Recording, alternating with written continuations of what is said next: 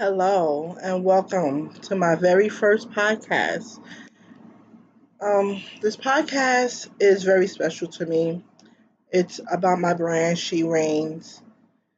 So before you meet the brand, I need you to meet the woman, not the author, not the ministry leader, not the woman behind the books, planners, devotional shirts, cups, or inspirational messages.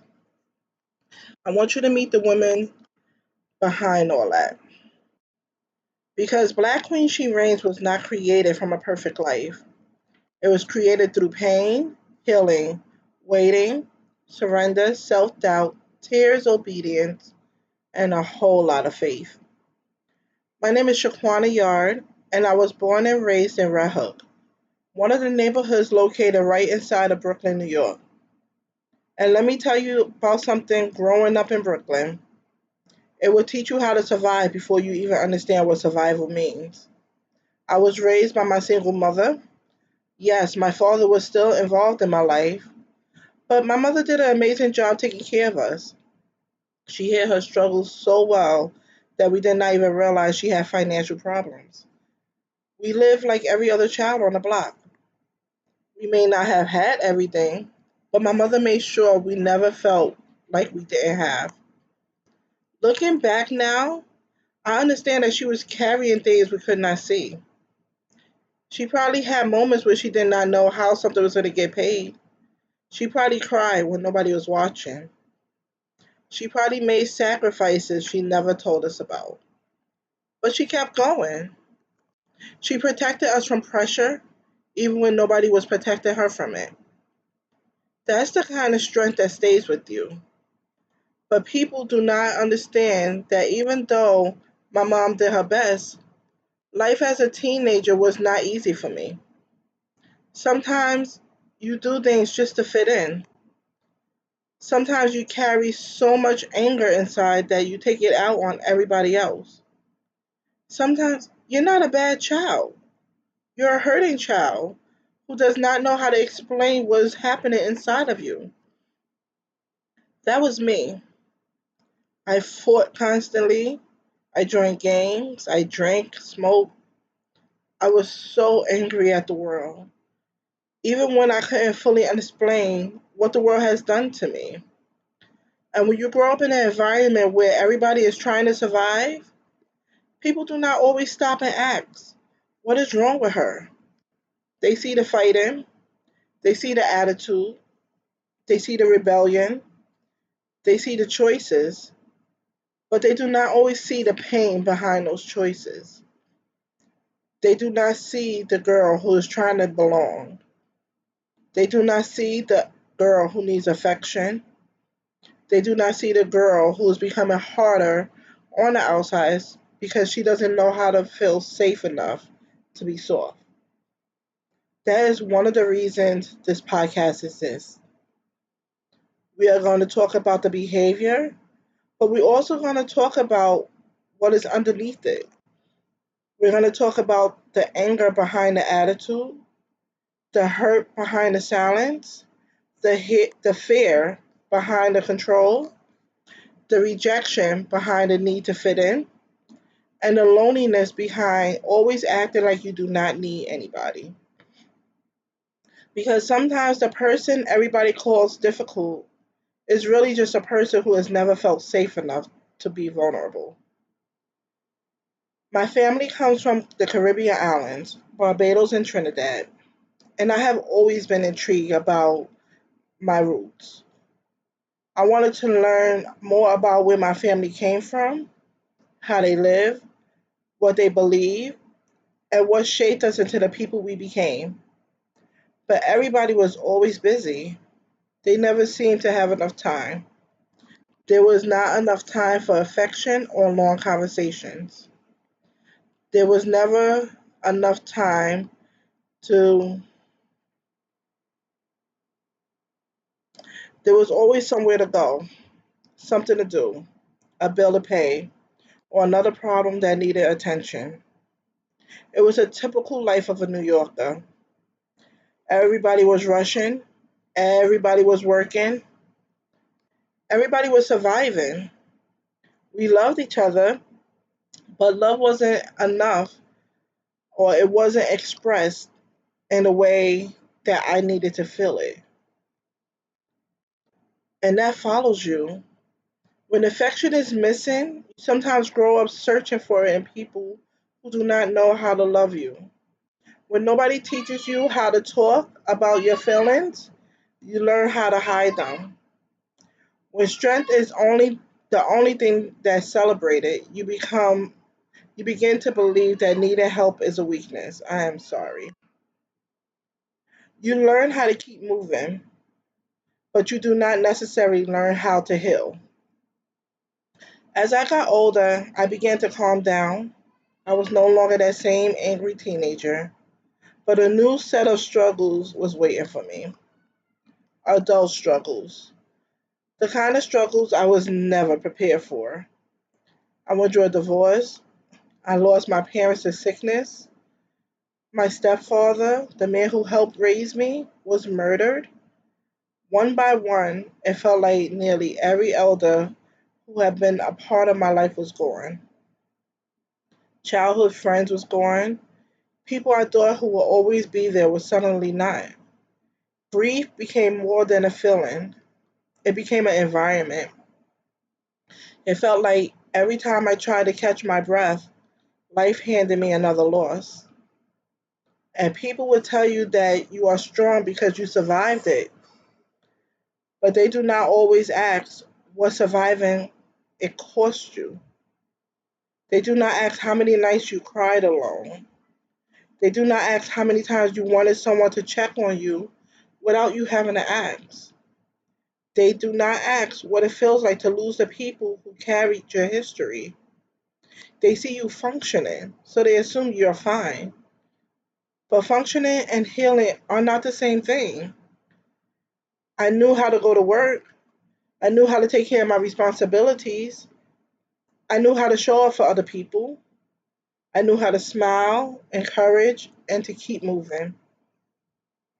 But inside, I was still searching for myself. Eventually, I started going to church. I did not walk into church because I had everything figured out. I went because I was hurt. When your body is sick, you go to the hospital, right? Well, church became my hospital. I needed somewhere to bring the pain I could not explain. I needed somewhere to place the grief that had become too heavy for me to carry. I needed to believe there was still purpose left in my life. I began joining ministries. I became involved. In time, I became a leader in some of these ministries. From the outside, it probably looked like I had found my place. I was serving, I was leading, I was showing up, I was doing the work. But I still felt empty. I still felt lonely. I still wondered, God, what am I missing? And that is another difficult conversation we need to have. You can serve in church and still feel empty. You can lead ministry and still be healing. You can pray for other people and still go home feeling alone. You can know scripture and still have questions. You can love God and still struggle emotionally. That does not mean your faith is fake. It means it means that there are places inside of you that God is still trying to reach. It did not understand it at the time. Sorry, I did not understand it at the time. But God had me in a waiting season. And waiting can feel like a rejection when you do not understand what God is doing. Waiting is hard. You see everybody else moving forward and you wonder why your life feels stuck. You watch other people receive what you have been praying for. You celebrate them, but privately you ask, God, when is it going to be my turn? But I had to learn that waiting is not always punishment. Sometimes waiting is preparation. God was not ignoring me, He was healing me. He had to work on my mind, He had to work on my heart, He had to work on a part of me that was still reacting from pain. He had to deal with the anger, the grief, the loneliness, the fear, and the need to control everything. I wanted the next chapter, but God knew I needed healing before I could carry what was waiting for me. During one of the revivals at my church, a prophet came and spoke to me. He told me God wanted me to surrender myself fully to Him. Now, in my mind, I thought I already done that. I was in church, I was serving, I was involved in ministry, I believed in God. So, what else did I need to do to surrender? But God knew something about me that I did not want to admit. I struggled with control. I trusted God, but I still wanted to know every detail. I wanted Him to lead me, but I also wanted to approve the route. I wanted to survive, but I kept holding on to the parts of my life I was afraid to release. Sound familiar? And partial surrender is not full surrender. Showing up at church is not the same as surrender. Serving in ministry is not the same as surrender. Knowing how to pray publicly is not the same as privately giving God the places you're afraid to let Him touch. Then one day, I completely surrendered. It did not happen in front of a crowd. There was no microphone. There was no audience. There was nobody standing around to applaud me. It was personal. It was between me and God. I reached a point where I could finally say, God, I cannot keep trying to control everything. I give you my mind. I give you my heart. I give you my pain. I give you my plans. I give you the parts of myself I understand and the parts I'm still trying to figure out. The surrender changed something in me. It does not mean that life suddenly became easy.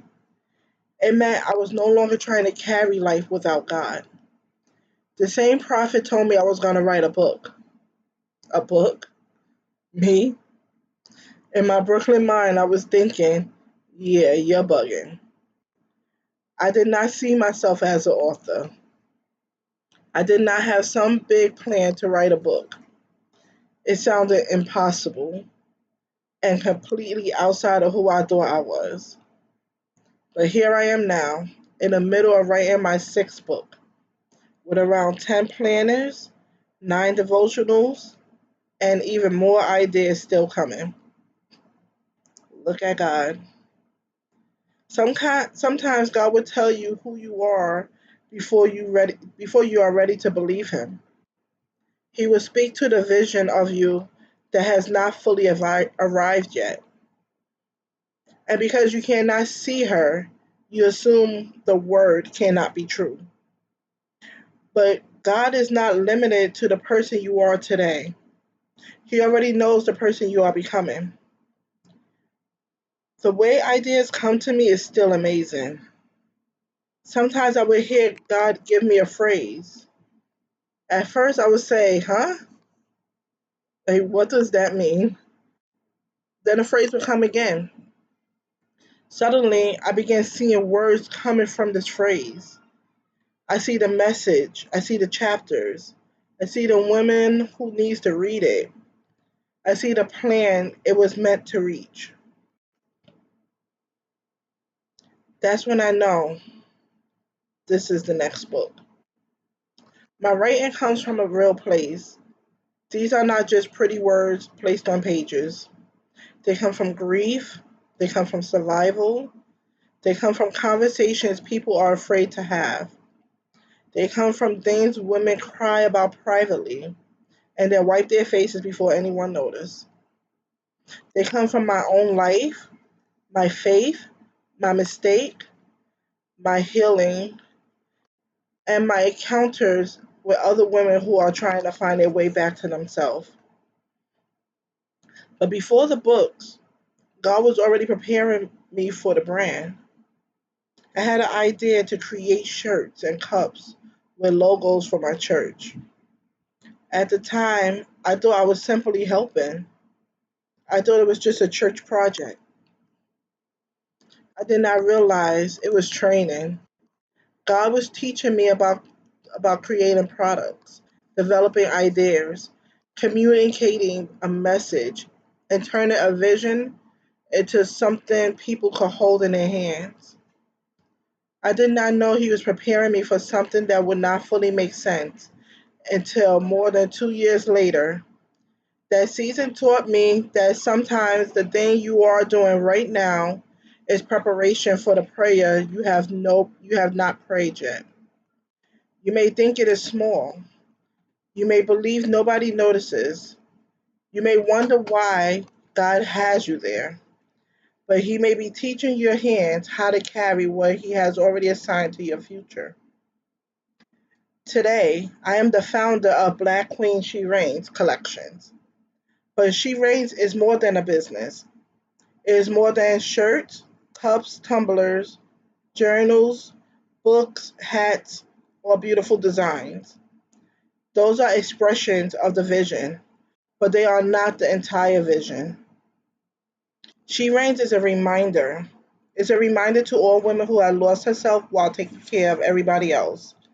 It's for the women who keep smiling while silently breaking. It is for the women who make mistakes and believe she has disqualified herself from purpose. It is for the women who have survived grief, rejection, divorce, abuse, abandonment, addiction in her family, financial pressure, loneliness, church hurt, or years of self doubt. It is for the women who love God but is still trying to understand herself. It is for the women who forgot she has a crown because life keep knocking it off her head. The message of She Reign is not that you will never struggle. Reigning does not mean you will never cry. It does not mean you will always feel confident. It does not mean every prayer will be answered the way you expect it. It means your pain does not have the final authority over your identity. It means your past does not get to rename you. It means you can be wounded and still worthy. You could be healed and still called or healing. You could fall and still get back up. You could lose yourself and still find your way home. And even when your crown slips, the crown still fits. What began as a brand became a ministry because the vision was always bigger than the products. God was not just giving me something to sell, He was giving me women to serve. He was creating a space where we could have honest conversations about faith, healing, identity, grief, purpose, boundaries, relationships, self worth, and becoming the women He created us to be. That is why this podcast exists. We are going to be discussing the things that people experience every day but are often afraid to say it out loud. We are going to talk about being strong one and secretly feeling exhausted. We are going to talk about loving people who keep hurting us. We're going to talk about helping family members without losing ourselves. We'll talk about grief, anger, addiction, church health, mental health, unhealthy relationships, and the fear of starting over. We are going to talk about what happens when you are doing everything for everybody, but nobody seems to see you. We are going to talk about all these things, and we are going to keep Christ at the center without pretending that Christians do not experience real pain. I am not here to speak down to you. I am not sitting on a pedestal acting as if I have mastered life. I am sitting beside you. I am telling you that I understand what it feels like to be angry. I understand what it feels like to make wrong decisions. I understand what it feels like to lose people you thought will always be there. I understand what it feels like to serve while feeling empty. I understand what it feels like to question your purpose. And I understand what it feels like to receive a vision from God and still wonder whether you're good enough to carry it. I am not perfect. My struggles are so real. My wounds are real and deep. My healing is real, but my God is real. This brand comes from waiting, not knowing, self doubt, tears, joy, surrender, and obedience. It came from a woman God refused to give up on. And if God did not give up on me, I need you to know that He has not given up on you. Maybe you have been hiding from yourself. Maybe you have become so many things to so many people that you no longer know who you are. Maybe you are ashamed of your past. Maybe you are tired of always being strong. Maybe you feel as if you are too old, too broken, too late, or too far behind to begin again. But I need you to hear me. You are not too late. You are not disqualified. You have not missed God. This season may not be the end of your story. It may be the waiting room where God is healing you for the next chapter. I thought I was only trying to survive. God knew He was building a testimony. I thought I was just creating shirts and cups for my church. God knew He was teaching me to build the brand. I laughed when I was told I would write a book. God knew there was many books inside of me. I wonder why I had to wait. God knew I needed to become ready for what I was asking Him to release. So before you meet the brand, meet the woman. I am a woman from Red Hook. I am a woman with Bayesian and Trinidadian roots. I am a woman who has fought, fallen, grieved, questioned, waited, healed, surrendered, and risen. I am a woman who has still who still has growing to do. I am a woman who still has days when she needs God to remind her of what He said.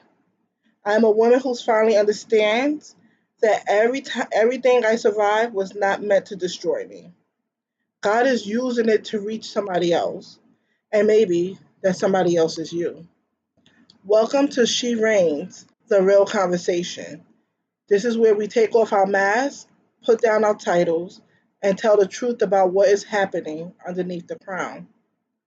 Before we close, I want you to sit with this question. Who were you before life taught you to hide?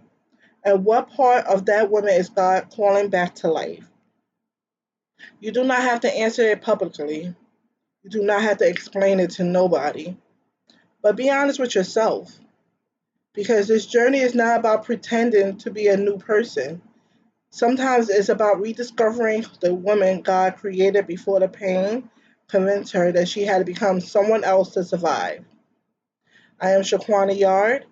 This is my story. This is the heart behind Black Queen She Reigns. And believe me, sis, we are only getting started. From my Bayesian roots to the Brooklyn streets, with Christ at the center of everything. Want to keep the faith? Keep your crown lifted and never forget, no matter what life puts you through, the crown still fits. Until next time, walk good, stay prayed up, and reign through real life.